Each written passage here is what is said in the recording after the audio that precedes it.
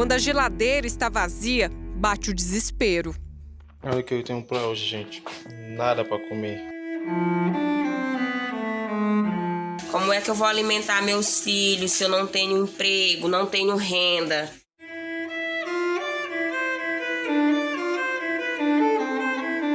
Um dos objetivos da ONU era zerar a fome até 2030, mas o imprevisível tornou essa meta ainda mais difícil de ser alcançada.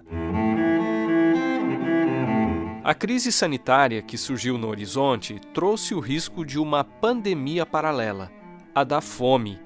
E a própria Organização das Nações Unidas acredita que essa pode ser a pior crise humanitária enfrentada pelo mundo nas últimas décadas. O alerta é de David Beasley, responsável pelo Programa de Alimentação da ONU. Em entrevista ao jornal britânico The Guardian, ele diz que há pouco tempo disponível para uma ação das lideranças mundiais e evitar uma pandemia de fome de proporções bíblicas. Um ano depois desse prognóstico, a curva da fome parece só aumentar, especialmente em países como o Brasil, que sofrem ainda mais com a crise global. Com a impossibilidade de trabalho para boa parte da população, o Brasil é um dos países que mais sofrem com o aumento da pobreza extrema. Essa situação tem desafiado os governos e a sociedade na busca por soluções de curto e longo prazos. Algo que não é nada simples, se considerarmos que, embora o problema tenha se agravado devido ao contexto atual, as causas são estruturais. Razão pela qual autoridades no assunto sugerem que a fome deve ser encarada como um desafio permanente. Por isso, no episódio de hoje, nós vamos procurar mostrar como os especialistas enxergam esse cenário, bem como suas causas, e que caminhos eles apontam para o combate à miséria no Brasil. Eu sou o Márcio Tonetti e estou junto com o Wendel Lima para apresentar o podcast da Revista Adventista.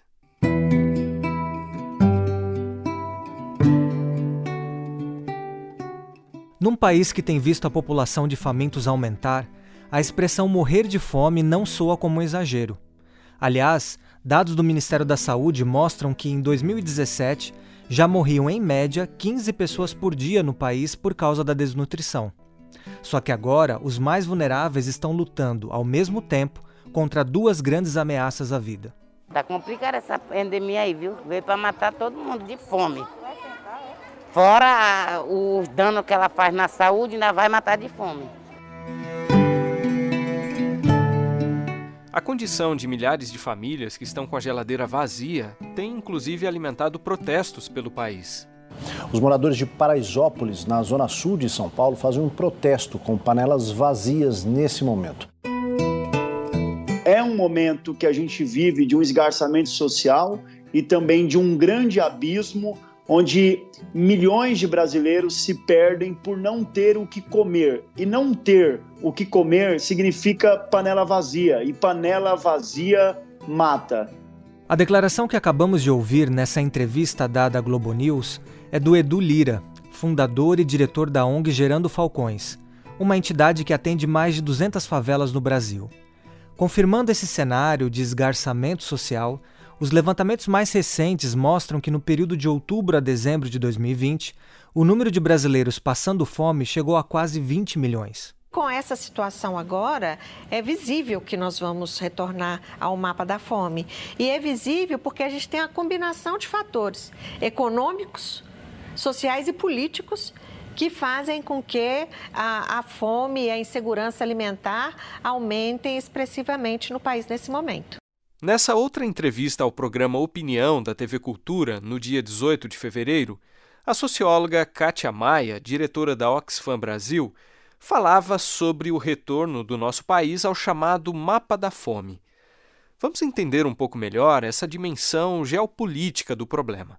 E Tonetti, vale a pena dizer que Mapa da Fome é o nome de uma publicação criada lá no início dos anos 2000 pela ONU e que apresenta anualmente os países que enfrentam problemas crônicos com a falta de comida. Em 2014, o Brasil deixou de aparecer nessa lista, mas ficou fora do radar por pouco tempo, conforme explica a professora Oswaldinete Oliveira, que é mestre em saúde coletiva pela Universidade Federal do Mato Grosso do Sul e doutora em nutrição e saúde pública pela USP. O mapa da fome da FAO, ele inclui os países com 5% ou mais da sua população passando fome. No Brasil, inquéritos nacionais realizados pelo IBGE medem a insegurança alimentar na população brasileira. Em 2004, no primeiro inquérito, 6,9% da população estava em situação de insegurança alimentar grave, o que considera-se passando fome. Em 2013, esse percentual havia caído para 3,2%, quando então nós saímos do mapa da fome. No entanto, desde 2016, a pobreza e a fome voltaram a crescer no Brasil. E já em 2018, no último inquérito nacional realizado pelo IBGE, a fome já atingia 4,6% da população. Ou seja, já estávamos chegando nos 5% e quase entrando no mapa da fome de novo. E agora, segundo o inquérito nacional realizado pela Rede Brasileira de Pesquisa em Soberania e Segurança Alimentar no final de 2020, como resultado da crise econômica gerada pela pandemia, o percentual da população brasileira em situação de fome duplicou, atingindo 9% da população. Isso significa que voltamos sim ao mapa da fome com números alarmantes, que evidenciam também as desigualdades sociais em nosso país. Enquanto a média nacional é de 9% da população passando fome, na região norte esse percentual chega a 18% e no nordeste a 13,8%.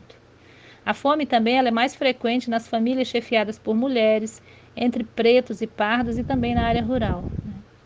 E os motivos para esses retrocessos que ocorreram nos últimos anos são muitos, e estão relacionados a diversos fatores, como o enfraquecimento de políticas públicas sociais, o aumento do desemprego, a queda no rendimento das famílias, o aumento dos preços dos alimentos, comprometendo a maior parte da renda das famílias. Todas essas questões foram fortemente agravadas pela crise econômica gerada pela pandemia agora em 2020.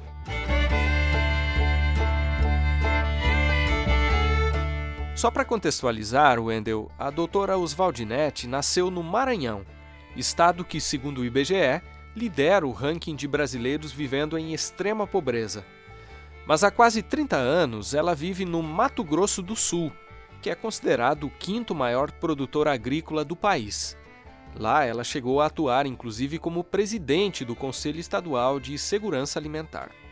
E Tonete, além de ela ter trabalhado tanto propondo quanto fiscalizando políticas públicas, Oswaldinete se especializou no tema da segurança alimentar, que é, vamos dizer assim, um nome politicamente correto para falar sobre a fome. Mas esse conceito merece uma breve explicação, que será dada pela própria nutricionista adventista com quem nós já conversamos. A insegurança alimentar é uma escala classificada em leve, moderada e grave. Na insegurança alimentar leve, as pessoas elas têm medo de passar fome. Ou seja, elas não têm certeza se terão alimento até o final do mês, se terão recursos para aquisição dos alimentos até o final do mês. E isso pode afetar a saúde mental, provocando estresse, ansiedade, diminuindo a qualidade de vida das pessoas. Na insegurança alimentar moderada, as pessoas não têm acesso a uma alimentação de boa qualidade em quantidades suficientes. Então, por exemplo, as pessoas não comem frutas, verduras e legumes de forma regular, permanente, porque o dinheiro só dá para o básico, ou seja, só dá para comprar o arroz e o feijão. Isso pode caracterizar o que nós chamamos de fome oculta, que embora as pessoas tenham calorias suficientes, elas ingiram as calorias suficientes, elas podem ter a saúde comprometida pela alimentação deficiente em vitaminas, minerais e fibras, pelo baixo consumo de frutas, verduras e legumes. Na insegurança alimentar grave, as pessoas elas já não têm alimentos em quantidades suficientes, ou seja, elas já não conseguem comprar nem o arroz e o feijão para matar a fome. Não conseguem ter acesso nem aos alimentos mais básicos. Então, nesse caso, as pessoas elas podem ter o comprometimento da saúde física, mental e emocional. Elas terão redução da produtividade laboral, da intelectualidade e da dignidade humana, A fome, por exemplo, nas crianças, ela acarreta o comprometimento do crescimento e do desenvolvimento saudável, compromete a saúde física, reduz a sua capacidade intelectual de aprendizagem, diminui o rendimento na escola, Tudo isso eleva as chances de que essa situação de pobreza se perpetue nas próximas gerações dessas famílias. Então, a miséria, a fome, elas fazem com que toda a sociedade saia perdendo, porque o resultado disso é uma sociedade mais pobre em capital humano e menos desenvolvida. De acordo com dados da Oxfam, que é uma organização internacional que atua desde 2014 em nosso país, atualmente cerca de 116 milhões de brasileiros experimentam algum nível de insegurança alimentar. Isso corresponde, Wendel, a mais de 2 vezes a população da Argentina. E por essa razão, a segurança alimentar tem sido uma das principais áreas de atuação da Agência Adventista de Desenvolvimento e Recursos Assistenciais, a ADRA, conforme conta aí na sequência para a gente o Fábio Carbonaro Salles, diretor da entidade aqui no Brasil. Nos projetos que nós desenvolvemos, o nosso principal objetivo não é apenas oferecer alimento às pessoas. O que nós buscamos é melhorar a qualidade de vida dessas pessoas através da alimentação correta e saudável. Utilizamos para isso, então, uma tabela internacional de valores nutricionais. Os nossos funcionários e voluntários que trabalham com segurança alimentar constroem cardápios que atendam às necessidades dos moradores nas regiões que nós estamos assistindo. Trabalhamos também com nutricionistas, enfermeiros e profissionais na área social para que eles possam acompanhar a evolução dos nossos beneficiários. E durante a última etapa dos nossos projetos, nós procuramos ensinar a eles a se alimentarem adequadamente, aproveitando os alimentos regionais que eles têm disponíveis. Toda essa explicação se faz necessária porque, perante o cenário atual de fome e extrema pobreza, nossas ações de levar alimento às famílias necessitadas se encaixam de uma outra maneira, a de ajuda emergencial. E nessas condições, nosso interesse principal é permitir que as famílias tenham o que comer, como se alimentar. Nesses casos, nós utilizamos tabelas nutricionais para emergências e tentamos oferecer o básico para que as pessoas possam subsistir. No dia 9 de abril, a ADRA lançou uma campanha nacional intitulada Olhe para quem tem fome. E é interessante a gente destacar, Wendel, que em 2020, com o apoio de diversos doadores, a agência havia conseguido entregar 180 toneladas de alimentos nas regiões mais carentes do nosso país. E para este ano, a expectativa é distribuir 330 toneladas. Então, Tonete, com esse objetivo em mente, no começo do ano, a agência humanitária fez um levantamento para detectar as regiões mais vulneráveis do Brasil, conforme conta aí pra gente o Fábio.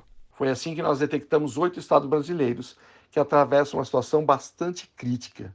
E nós decidimos nos unir para ajudar especificamente esses lugares, que são Bahia, Rio de Janeiro, Roraima, Rio Grande do Norte, Maranhão, Pará, Pernambuco e Ceará. Nós estamos trabalhando em uma campanha de arrecadação de fundos para entregar 11 mil cestas básicas no valor de R$ 120 durante os meses de abril e maio, para as famílias mais necessitadas desses lugares. E quem pensa que a segurança alimentar é um problema só nas cidades, está enganado. Estudos recentes realizados no nosso país deixam claro que os índices de fome são maiores nas áreas rurais do que nas áreas urbanas. A insegurança alimentar grave alcançou 12%, segundo os estudos, na área rural, contra 8,5% na área urbana, sendo a vulnerabilidade maior para quem tem menor acesso à água potável. A proporção de domicílios classificados em situação de insegurança alimentar grave nas áreas rurais dobra quando não há disponibilidade de água para a produção dos alimentos e para consumo.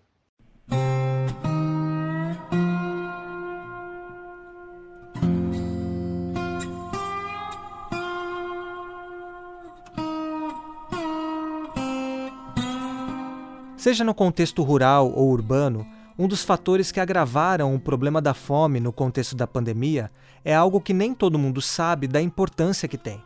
Estamos falando da merenda escolar.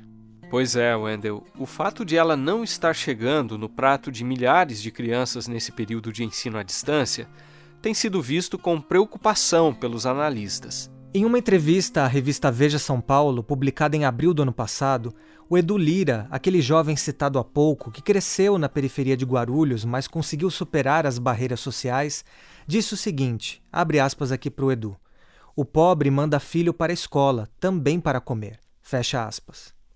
Os especialistas concordam que a merenda escolar tem, de fato, um peso muito importante no combate à desnutrição. E isso também ficou claro, Wendel, na pesquisa de mestrado que foi realizada pela professora Oswaldinetti, que avaliou o impacto da merenda escolar no estado nutricional das crianças. A alimentação escolar é a política pública social mais antiga e de maior sucesso no Brasil e é hoje um direito do estudante. Ela é fundamental para as famílias de baixa renda porque tem o papel de suplementar a alimentação da criança, tendo um importante impacto nutricional no estudante. A minha pesquisa de mestrado demonstrou que pré-escolares de baixa renda, ao entrarem na escola e receberem essa suplementação alimentar por 9 meses, tiveram um ganho de 6 centímetros a mais na altura quando comparadas a crianças na mesma idade e nas mesmas condições socioeconômicas, mas que não estavam na escola. Além dos benefícios nutricionais, a alimentação escolar também contribui para melhorar a frequência à escola, para aumentar a aprendizagem e o rendimento escolar. Sabe-se que a alimentação escolar é a principal refeição do dia para muitas crianças. Para outras crianças, às vezes é a única refeição do dia. Então, ficar sem a alimentação escolar significa prejuízos nutricionais. E é por isso que os gestores municipais da educação elaboraram protocolos para entregar kits de alimentos ou os recursos financeiros para que as famílias não ficassem desassistidas nesse momento de pandemia. Obviamente que esses alimentos ou os recursos recebidos pelas famílias sofrem uma diluição intrafamiliar, não tendo o mesmo impacto nutricional para a criança do que se ela recebesse alimentação diretamente na escola. Mas ainda é a melhor alternativa para esse momento de pandemia em que estamos vivendo. Falando ainda de políticas públicas, pesquisadores consideram que o retorno do auxílio emergencial, embora com um valor bem menor e insuficiente, é também algo importante para minimizar a situação de vulnerabilidade de milhares de famílias. Para se ter uma ideia, segundo o levantamento do Datafolha, em 2020, o auxílio emergencial foi a única fonte de renda de 1 em cada 3 brasileiros que receberam ao menos uma parcela do benefício este ano. Mas afinal, qual seria o custo para o Brasil acabar com a extrema pobreza? Nos cálculos da Organização para a Cooperação e Desenvolvimento Econômico, a OCDE, seria algo menor do que muitos imaginam e possível em curto prazo.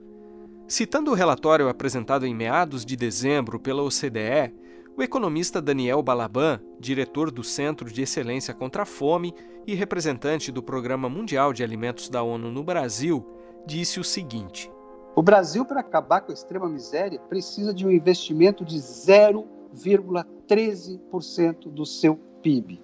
Vocês acham que é muito dinheiro?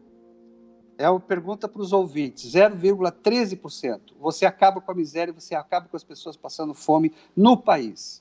Então, é algo que é uma escolha, né? Se a gente escolhe outras coisas, nós vamos escolher outras coisas. Se a gente escolhe acabar e não admitir pessoas passando fome no país, nós entramos como um país sério. Porque nenhum país do mundo é considerado sério tendo gente morrendo de fome.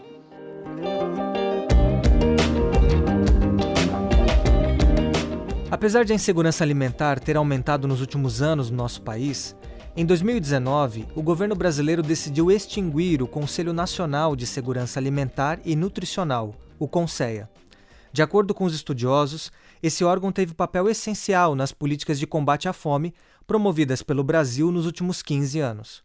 Outro ponto para se pensar, Wendel, é o fato de haver gente sem ter o que comer num país que é considerado um dos maiores produtores e exportadores de alimentos no mundo. Pois é, Tonete, mas também é preciso levar em conta que, ao mesmo tempo, o Brasil é uma nação que desperdiça cerca de 30% de todo o alimento que produz. Segundo o Programa Mundial de Alimentos, aproximadamente 41 mil toneladas de comida são jogadas fora diariamente. Por isso, foi estabelecido o Dia Nacional de Conscientização pelo Não Desperdício de Alimentos, comemorado em 3 de novembro. É verdade, Wendel, mas além de melhorar nesse quesito, o que será que falta no Brasil em termos de políticas públicas voltadas para o combate à pobreza e à fome? E qual é o papel da sociedade nessa luta? A gente traz novamente aqui a opinião da doutora Oswaldinetti Oliveira, que é professora de nutrição na Universidade Federal de Mato Grosso do Sul. Embora o Brasil produza alimentos suficientes para alimentar toda a sua população, a desigualdade de renda dificulta o acesso dos mais pobres a esses alimentos. Nós não temos um problema de produção de alimentos, mas sim de acesso físico e financeiro aos alimentos. É importante ressaltar que existem ainda outras faces da insegurança alimentar e nutricional que também precisam ser enfrentados, como o excesso de peso, o sobrepeso e a obesidade, que atingem praticamente a metade da população adulta. O uso abusivo de agrotóxicos, a insegurança hídrica, porque muitos brasileiros não têm acesso à água potável, entre outros problemas. A alimentação, ela é um direito garantido no artigo 6º da Constituição Federal Brasileira e em outras normativas legais, nacionais e internacionais também. Sendo assim, o Estado, ele tem o dever de promover, proteger, respeitar e prover o que nós chamamos de direito humano à alimentação adequada aos seus cidadãos. O enfrentamento da insegurança alimentar, nós sabemos que só será possível com a redução da pobreza e das desigualdades sociais no país. E para isso, são necessárias a ampliação de 3 tipos de políticas públicas. O primeiro grupo são as políticas estruturantes, que gerem crescimento econômico, mas um crescimento econômico com uma melhor distribuição de renda, uma distribuição da riqueza para todos, reduzindo as desigualdades sociais. O segundo grupo são políticas regulatórias, que promovam um sistema alimentar mais justo, mais saudável e sustentável, com medidas para regular a disponibilidade interna e o preço dos alimentos, garantindo soberania e segurança alimentar à população. E o terceiro grupo de políticas são as políticas de proteção social, que precisam ser ampliadas para atender as famílias em situação de vulnerabilidade, mas aliados a medidas de superação da pobreza, ampliando o acesso à educação, à capacitação profissional, a emprego e renda. E como a sociedade pode colaborar? A sociedade tem um papel fundamental. Além das ações de solidariedade, ela pode pressionar os gestores públicos para que eles cumpram o seu papel, implementando realmente as políticas públicas efetivas para o combate da pobreza e da fome. Como fazer isso? Como fazer isso? A forma mais efetiva que a sociedade civil pode participar, pode contribuir, é participando nas instâncias de controle social, como, por exemplo, o Conselho Municipal de Saúde, Conselho Estadual de Saúde, Conselho Municipal de Segurança Alimentar e Nutricional. Nesses espaços, a sociedade civil organizada, ela tem voz e voto para propor, monitorar e fiscalizar as políticas e a ação do poder público. O Fábio Salles, que é diretor da ADRA Brasil, acrescenta que, por ser um problema crônico e complexo, a fome deve ser combatida com um pacote de políticas públicas, que atuem em diferentes áreas, estimulando assim tanto o desenvolvimento econômico quanto o social.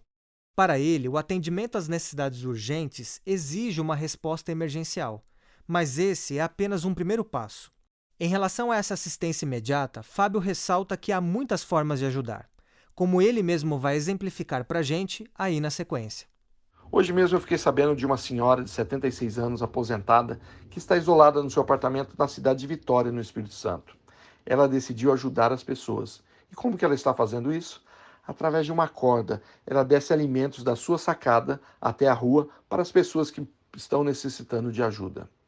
No longo prazo, eu acredito que a bola já está com as autoridades, através do auxílio emergencial, alimentação escolar, programas de apoio à aquisição de agricultura familiar, entre outros. Essas são as sugestões dos especialistas.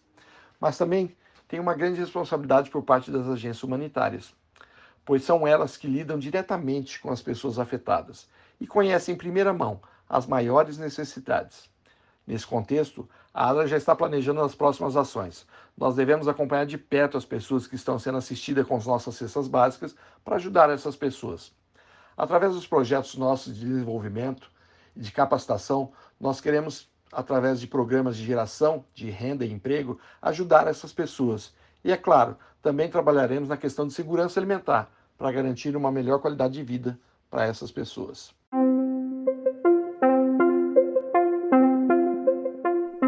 A pergunta que fica, portanto, Wendel, é a seguinte: Será que precisamos encarar o problema da fome como um desafio permanente no nosso país? A doutora Oswaldinete acredita que sim, e para ela, a responsabilidade não é só dos governantes, levando em conta que o combate à pobreza extrema também deve ser visto como um dever moral dos cristãos. Infelizmente, esse será sempre um problema social a ser enfrentado pela sociedade. O próprio Cristo afirmou que os pobres sempre existiriam na Terra, mas nem por isso vamos ser insensíveis às suas necessidades. Cristo também afirmou que uma característica fundamental dos súditos do seu reino era repartir a sua comida com os famintos, sua água com os sedentos, sua roupa com o nu. Então, ter um espírito de humanidade e solidariedade é, sem dúvida, um dever moral dos que se dizem cristãos. Mas, além das ações pontuais de assistencialismo, a Igreja ela pode fazer muito mais. A Igreja precisa ser relevante no local onde ela está inserida, contribuindo para transformar a realidade local das comunidades mais carentes. Iniciativas estruturadas para promover o desenvolvimento social, como criar ou ampliar oportunidades de educação e emprego, ensinar a gestão resiliente da própria vida e da carreira profissional, oferecer capacitação profissional, oferecer educação financeira, são exemplos de ações efetivas que podem contribuir para ajudar as pessoas a superarem sua situação de pobreza, de fome. Panela vazia é fome, e a fome come, consome, some com a vida de qualquer lugar. Panela vazia mata, se a fome bate, maltrata. Quem passa fome passa a não sonhar. Essa é a trilha do vídeo de uma campanha intitulada Panela Cheia Salva, que foi lançada no dia 5 de abril e que pretende arrecadar 2 milhões de cestas básicas para distribuição em todo o país. Aliás, o Fábio Salles, diretor da ADRA Brasil, conclui a participação dele aqui ressaltando o seguinte, que a união de esforços por parte da sociedade tem levado dignidade aos lugares em que a ausência de políticas públicas inviabiliza o acesso a direitos básicos, como o da própria alimentação. Nós precisamos nos unir para poder enfrentar essa batalha tão terrível que é a fome. E a gente não poderia concluir o episódio de hoje, né, Wendel, sem estender o convite a quem está nos ouvindo para se envolver em campanhas como essa que está sendo promovida pela Agência Humanitária Adventista. Além de doar um valor que será revertido em cestas básicas, as pessoas também podem divulgar a ação nas mídias sociais e convidar outros a se engajarem nessa causa. Ao compartilhar o link dessa campanha, é importante apenas que se use a hashtag Olhe para quem tem fome. Com produção e apresentação de Márcio Tonetti e Wendel Lima, roteiro e edição de áudio de Márcio Tonetti e direção de jornalismo de Marcos de Benedicto, o episódio de hoje fica por aqui. Inscreva-se em nossos canais para receber as notificações dos próximos episódios e aproveite também para conferir outros temas do seu interesse.